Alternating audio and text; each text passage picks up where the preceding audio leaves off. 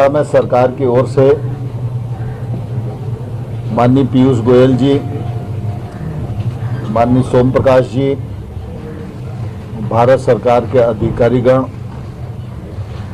सभी सम्मिलित हुए और किसान यूनियन के साथ वार्ता सौहार्दपूर्ण वातावरण में संपन्न हुई।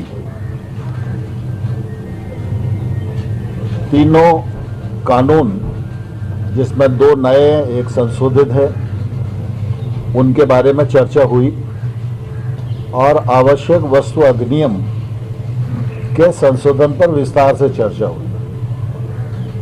चर्चा में उन्होंने अपना मत व्यक्त किया और हमारे मंत्री जी ने विस्तार से उस एक्ट को सभी यूनियन के साथ सामने रखा और उनकी जो शंकाएं हैं उनको समाधान करने की कोशिश की। लेकिन चर्चा निर्णायक मोड़ पर नहीं पहुंच पाई और उसके बाद यूनियन और सरकार दोनों ने मिलकर ये तय किया कि 19 जनवरी को दोपहर 12 बजे पुनः चर्चा करेंगे। मुझे आशा है कि जो चर्चा आज हुई है, यूनियंस उस चर्चा को आगे बढ़ाने का प्रयत्न करेंगी। हमने उनको ये भी कहा है कि वो चाहें तो अपने बीच में एक अनौपचारिक समूह बना लें, जो लोग ठीक प्रकार से कानून पर बात कर सकते हैं। सरकार से उनकी अपेक्षा क्या है, कानून में किसानों के प्रतिकूल क्या आता है, इस पर डिस्कस करके वो कुछ मसौदा बना के अगर सरकार को दें तो सरकार उस पर खुले मन से विचार करने को तैयार है। जहाँ तक सरकार की समझ का सवाल है, सरकार ने विभिन्न दौरों में किसान यूनियन की जो बातचीत हुई है उसमें बहुत सारी उनकी जो शंकाएं हैं उनको पहचान किया है और उन शंकाओं को दूर करने के लिए अपना मत भी व्यक्त किया है और यूनियंस को लिखित प्रस्ताव भी सरकार की ओर से दिया गया है। लेकिन वो प्रस्ताव उन लोगों को मंजूर नहीं था, इसके कारण वार्ता चल रही है और हमारी कोशिश है कि वार्ता के माध्यम से रास्ता निकले और किसान आंदोलन समाप्त हो।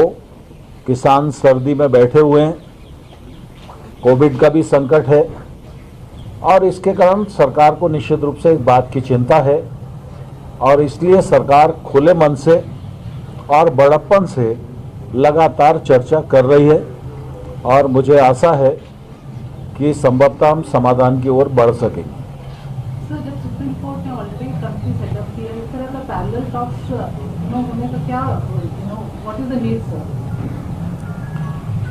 सुप्रीम कोर्ट हमारे देश की सर्वोच्च न्यायिक संस्था है। सुप्रीम कोर्ट के प्रति हम सब की प्रतिबद्धता है और आने वाले कल में भी रहेगी, इसमें किसी को कोई शंका नहीं होनी चाहिए। सुप्रीम कोर्ट ने जो निर्णय दिया है उस निर्णय का भारत सरकार स्वागत करती है।